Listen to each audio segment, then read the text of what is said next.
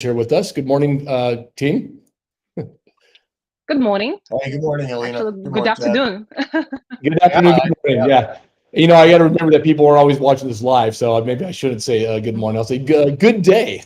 yes, good day. Good day. Sounds good. All right. So I'm excited. I always love hearing about Miami and all these fun neighborhoods that you always bring to our attention. So, what interesting neighborhood are we going to learn about today in the Miami area? Let's speak about neighborhood that everyone knows a little bit about. It's going to be Miami Beach.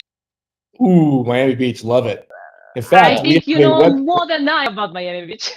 I don't know, but I do know that we have a website, homeloansmiamibeach.com. So that is a way we market to that area. So tell me, let's hear about it. Oh, we start with this. So, when you say Miami, everyone instantly think about Miami Beach, right?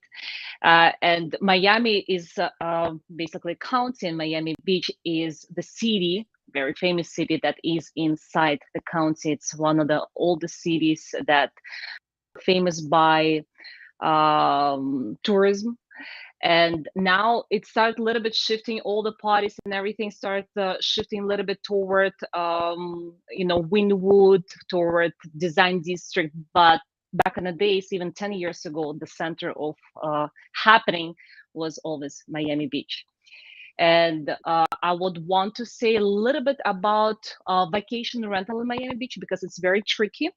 And back in the days when it was Wild West, Miami Beach was we were doing, everyone was doing vacation rental everywhere inside single family houses, which never was allowed, but there was no enforcement, and a lot of companies and people would do this. So now Miami Beach is one of the most regulated cities in state of Florida for vacation rental, and you probably saw and read all this crazy news that the owner was punished with $20,000 violation fee, unheard of number for violations, right? One-time violation fee. Some of the owners were accruing up to like $80,000 violations for doing vacation rental in the single family Wow. houses. So talking about vacation rental in Miami Beach, you cannot do vacation rental in a single family houses, period. If someone is trying to sell you a single family house in Miami Beach and telling you how much money they make, maybe they do, but it's all hush hush. It's not really regulated Yeah. official business with the licenses. But there are certain areas in Miami Beach which is multifamily areas. You can get the map, or I can help you with a map where you can see the areas that designated for hospitality and for vacation rental. It's not going to be single family houses, it's going to be multifamily houses. Or you also can explore and look into condominiums, condo hotels that will allow you officially do short-term rent in Miami Beach. So that's how I want to start. It's not really about recreation, and a happy start, but that's Well, no, something that's very that's what we need to useful, I learn. think. No, Yes, and very useful a because lot of people don't know about it. no, they don't, and that's why we have a local expert when we do the show. Because if you're looking to buy an investment, of course your first think is, oh, let's go buy Miami Beach, and Right. then Yeah. you can really get yourself into big trouble and really do poorly and lose on an investment if you go that route. Talk to us a little bit about those condo hotels. So we have that in Vegas here also. And actually, what you described is very similar to Vegas. Yet I don't think we've seen the big fines yet. But obviously we're based on tourism, so the hotels probably put a big stink about vacation rentals. And so in Vegas itself, it's very hard to do. You have to get a permit, but to your point, people do it, and they do. It's hush hush and make money. But they also have condo hotels, and that was a bigger thing about 15 years ago. They still exist today, not as big. But how does that work in Miami? And I'm just curious because that's something I've looked at, and I would like to know, like, what is their occupancy ratio year round? What type of rate of return could you potentially get? If you know this stuff, you might not, because that's Mhm. you have to be in it to know it, right? In one of those Yeah, rentals. yeah. Well, I will start with the big names, and people will be surprised and will ask, like, "Oh, really? That's a condo hotel? I can have a unit there, and I can own my own property." I will start with W. So it's very well known building that a lot of people to party, to have the, the get together by the pool. And not a lot of people know that these units that you rent from W belong someone else. It doesn't belong W. So W South Beach is a good example of condo hotel in Miami Beach, where you can buy the property, you can own it and manage it yourself if you want to. We used to manage one of the properties in W South Beach for owners from France, or you can put it in a program, which W has one of the best management programs comparing to other names. And I can tell you, because I saw the numbers, and the performance there is very high. I don't know exact percentage that they charge, but even if they charge 50%, let's say, of the rental rate, which is usually a standard percent that that hotel charges when they manage the property, you still are left with 90%, about 95% occupancy rate. Because if you see Wow. that W South Beach is almost always sold out, and that's the only hotel, W South Beach, that my company couldn't compete against. And I can tell you, I mean, I'm opening all my cards. I saw their numbers. I'm like, I cannot do this. The way how they market, the way, and people that want to pay like $2,000 a night, they're not going to go to Airbnb and try to get a deal, let me see if I can get a better deal, but I'm not going to have a daily maid service. No, they pay $2,000 a night.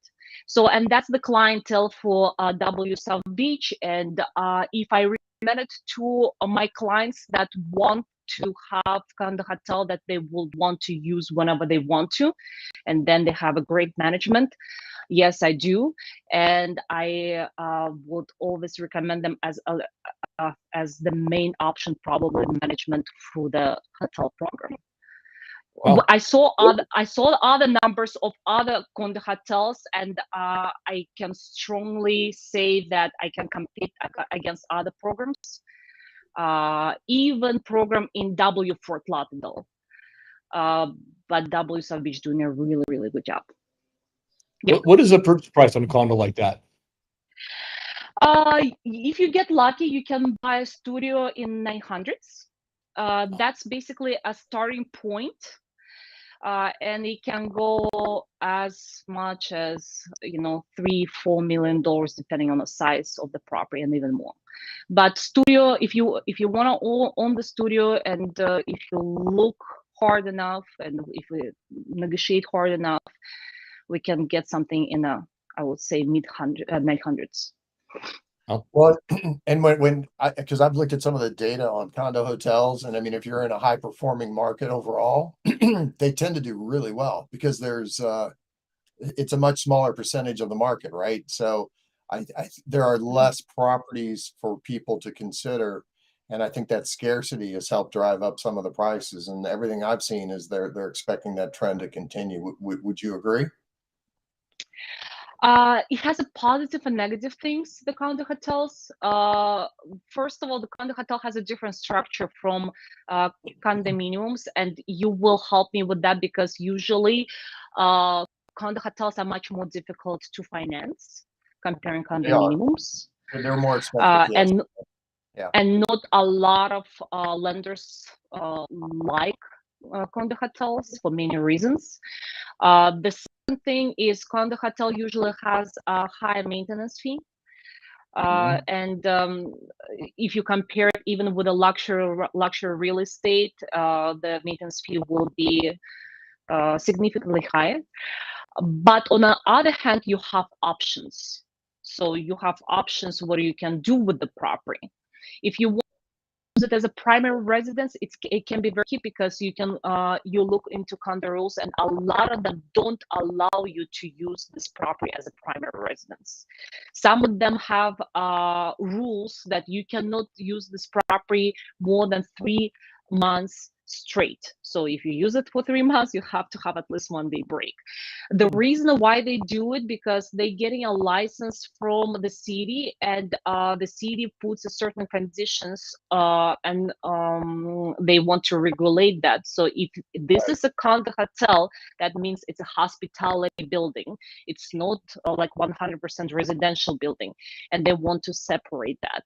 Also, they put a different rules and implement different rules for condo hotels.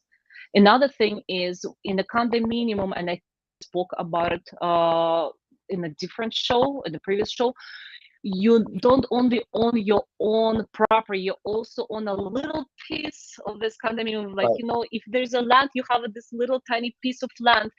In the hotels, it's structured differently.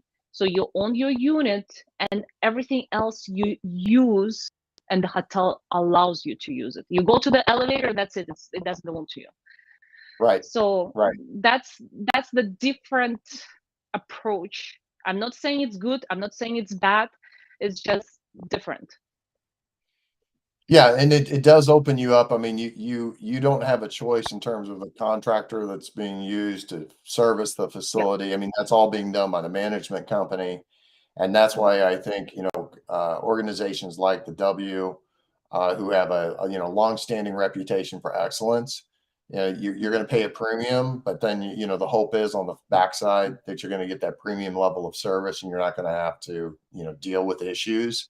And so, yeah, that's the only thing they have to be careful about. And I think that's part of the reason why some of the lenders can be more reluctant. I mean, we have a group of lenders that do it, so we're fortunate that we can shop it out amongst a group.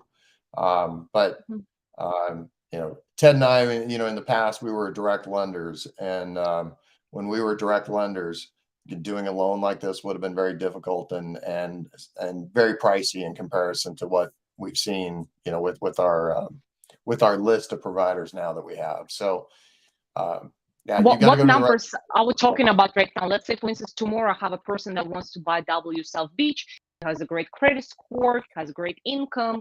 So are we talking about like different down payments and different interest rate comparing to regular condominium? Yeah, you are, and it's very sensitive to with those programs, the way in which you document income, the type of asset base you have, and that credit score really play a pivotal role in the rate. So it can vary quite a bit. So, as with most of these things, everybody, it's unfortunate we can't just say, hey, the rate is X. It's just because we can be so wrong if there's something in their situation that doesn't add up. But we can they can take 10 minutes, fill out an app, and we can get them really close to what their ultimate rate would be, assuming they get us the information we need. So I would say if you've got somebody, it makes them stronger as a buyer anyway. If we put them through, then we can figure out quickly what that rate looks like. And it varies for lenders too. So really, if you gave me those type of situations, I'm going to go on a hunt, and I'm going to put it into our system, and I'm going to see what the different lenders offer based on those specific scenarios, because some lenders will take it if they're self-employed. Some will take it, from bank statements, or they're going to look at their, assets, asset depletion. They look at all the different stuff, but not all lenders take the same stuff. So I would look at your specific situation that you just, proposed, probably ask a few more questions, and then I would go on the hunt and get you what that pricing is. But I wouldn't know that offhand, because it's such like Scott said, it varies so significantly from lender to lender. But I think next time we should bring someone and see the numbers. People can look into this, and they can get an idea. That would be great. Give me a scenario ahead of time, and we'll prepare it. And I'll put together 2 or 3 different options for the next show. Let's do it for the next show, so people can see, and maybe they can, compare the rate, the rates and everything with their situation. I see like, oh, probably I'm in the same situation, so that's how much I can get, and that's what the terms I can get. No, it'd be fun. We'll be happy to do that. How are we seeing the market now in Miami? Because we got the CoreLogic data out yesterday, and it was actually I'm having a lot of showings. I'm not offers yet. No, I have a couple listings, but a lot of showings. I just had 2 today. I came from Colorado, so I couldn't attend them, unfortunately. But no, people got in with my assistant, and I have one this afternoon. So I had Beautiful. 3 showings for 2 listings today. Yeah. Yeah, because It's getting busy again. So every week we talk, things seem to be getting progressively busier for our partner realtors. And what I was getting ready to say is that the CoreLogic data came out yesterday on the appreciation or decline in housing prices. And surprisingly, we were up 6.9% from last year. It did drop, I think, 0.4% in December. They expect to drop 0.3 or 2% in January. But moving forward in 2023, they expect there to be a 3% appreciation in housing prices across the nation. So that's what so much of the housing bubble. Yeah, What's that's that? what Fannie Mae was saying. I was looking at analytics of Fannie Mae for Miami, and it was saying that 2023 will be a positive year. Yeah. So everybody was and waiting for a big crash and waiting for a drop, sitting on the sideline to buy. That's over. Your drop has happened. Get off the pot and call Atlanta, call Scott, call me, and let's get you qualified and go buy a house, because now's the time. You're going to capture 3%, and it's only going to go up from there. I mean, and by the way, we saw a rise in appreciation for 121 straight months, unprecedented. Right. So, okay, so we took a little dip for the last year. you had a monster for the end of the last year, no, for the second part of the last year. Well, even for last year, you still had a 6.9% gain. But I mean, from the peak, we're only down 3%. For the peak of the market, we're down 3% of where we were. But yet 121 straight months to rise. If your timing was absolutely the worst, you bought on the day before the turn.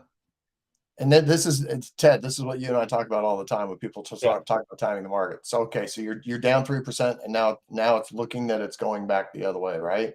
Yep. If you were to, especially if you're talking about, well, actually, either investment properties or buying versus renting, in either of those scenarios, if you run the numbers, I would bet you that over that period of time, people are still ahead if they would have bought at that peak day.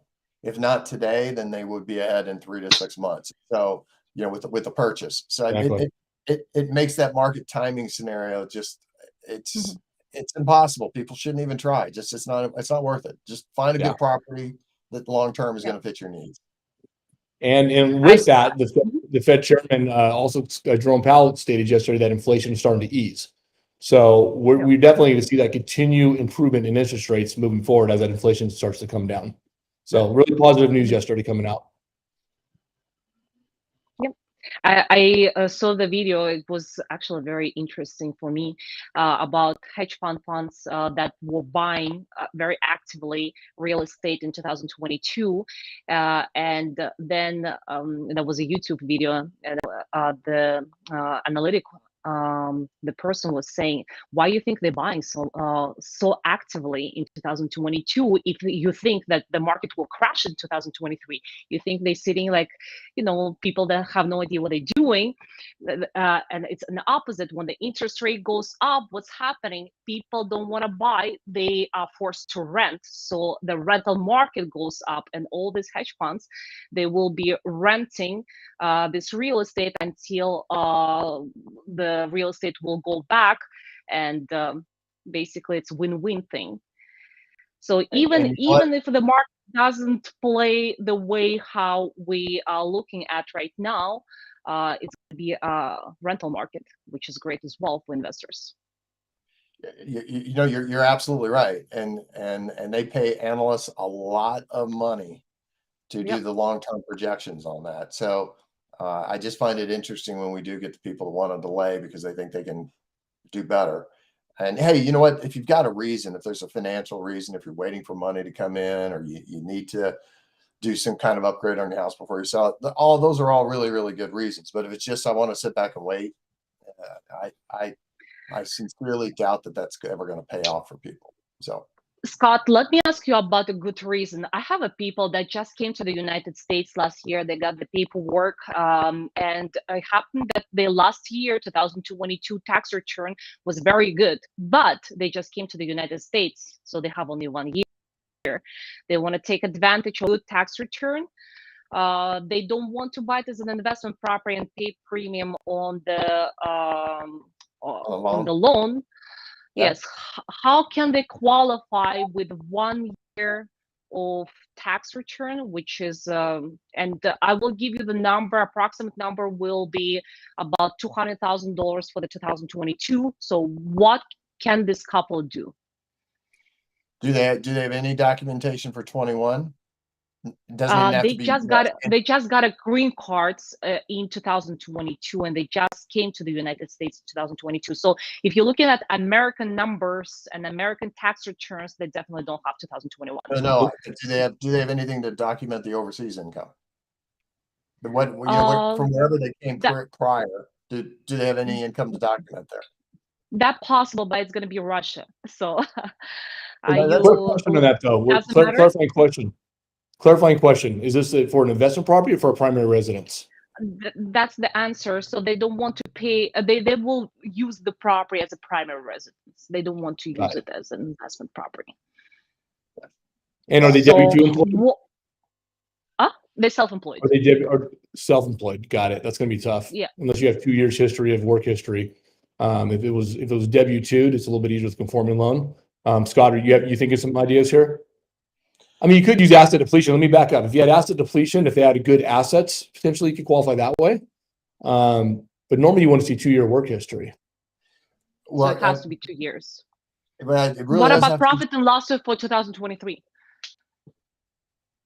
I mean, we're only in January. Right. Yeah. So that would make it tough.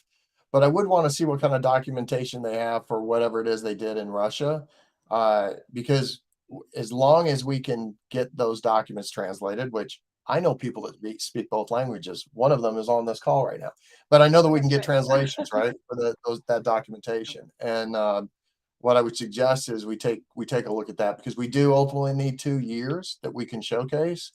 But there is that people automatically think that it has to be US based documentation. It doesn't necessarily have to be, but we have to see what they have, and then we can take a look at it. So, if you get it from them, or you just have them contact us and get us what they have, then we can, because there are several different ones that we can go to for, foreign nationals that are coming in. Yeah, that's a really interesting question though. That's a great challenge for us. And I'm sure it's not only my clients that have the situation like this. Yeah. There are a lot of people that move into the United States on a daily. So, and it's very challenging because you need to work on your credit history, then you need to work on your tax returns, things that people that I've been in the United States for 13 years. And I remember the first couple of years was tough. I was working on building my credit score. Things that very, very easy for people that were born here. So a lot of parents already working on the credit scores, So it's interesting because credit cards, moment they could, sign their name. So that's part of the process. So not to say, I'm sorry. Go ahead. No, go ahead. Go. It's related to what Elena was talking about, because actually I've had queued up to talk about ITIN borrowers today. Not to say that these are an ITIN borrower, but an ITIN borrower is a borrower who's authorized to work in the United States that files their taxes with ITIN number versus Social Security number. Okay. And they can be self-employed or W-2, and we can certainly do them. I have one lender who goes up to $1.5 million, and they'll do 80% down payment on a primary and 70% on a cash out refi. So, excuse me, not primary, a purchase, and then 70% on a cash out refi. So that's just one lender, one program. But I thought I'd bring that up because I know you've mentioned either I-10 or, even a situation like this where they're coming in. So. And what are the interest rate? Again, every time you ask us interest rates, we're going to go for it. It's such a sensitive topic. Next time, next week, I'm gonna get prepared. I'm gonna give you the scenario of specific person with a specific. Now, I'm gonna give you a little heads up. So I'll send you all the information because that's very important. For me, I see the interest rates not on a daily basis, but when we make a request, you guys see it on a daily basis. And people that want to buy, they don't know. Like, they just don't know, and they don't okay, where am I? Like what numbers I can qualify. So that's, I think, will be great. No problem. Absolutely. Let's do it for the All right. magic. All right. So I'm pretending like Scott and I are going to hop on a plane and we're flying to Miami. What are you going to tell us to go to? Well, we're talking about Miami Beach this time, and I will definitely recommend. It might be cliche, but I just love this place. It's Smith and Valensky. It's on the First Street. Make sure that it's not too hot because Miami can be tough. And reservation outdoor, outside, around 5:30 p.m. Why 5:30? No, a little bit early, about 5 p.m. Why 5 p.m.? Because that's particular time when the port releases big cruises, like huge cruises to Caribbean, and all these monsters boats passing Smith and Valensky area, and you can sit down, have your glass of wine with amazing bread and steak, and look at happy people waving at you and going to have fun in Caribbean, going to get drunk and wasted in Caribbean. And then after you have a nice and beautiful dinner, you will definitely want to have a walk by the ocean, and it's a long walk where people are riding their bicycles, people running, walking their dogs. It's just such an amazing place.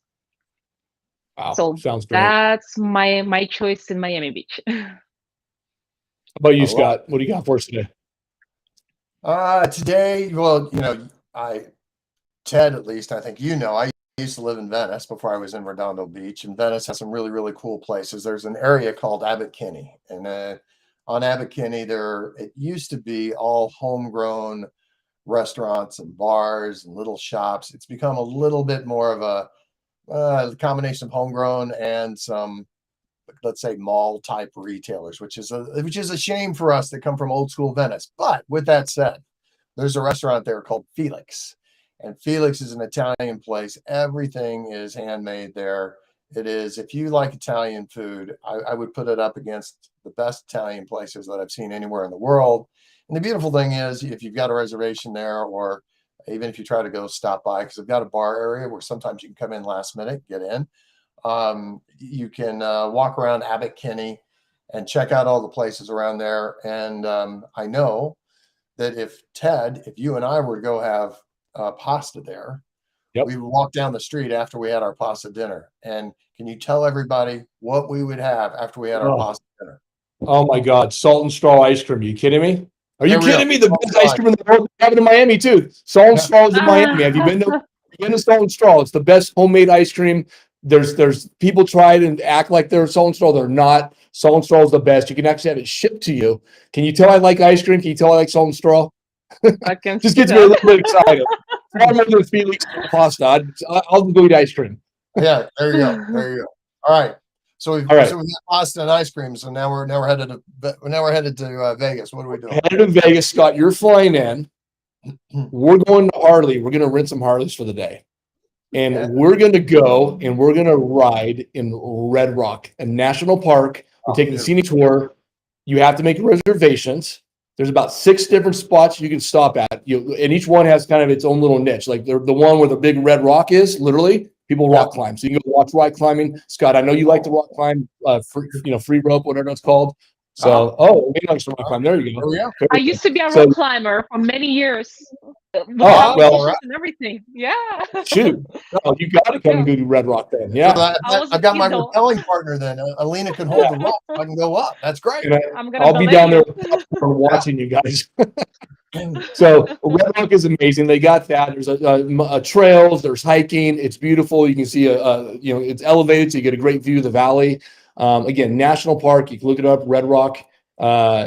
It's can't say enough good stuff about it, and it's a perfect place to go ride a Harley at. So that's what we're gonna do. So with that, guys, look forward to next week. We are the Real Estate Mortgage Insiders for Alina Melodina, Scott Benson. I'm Ted Hicks. Have a great week, everybody.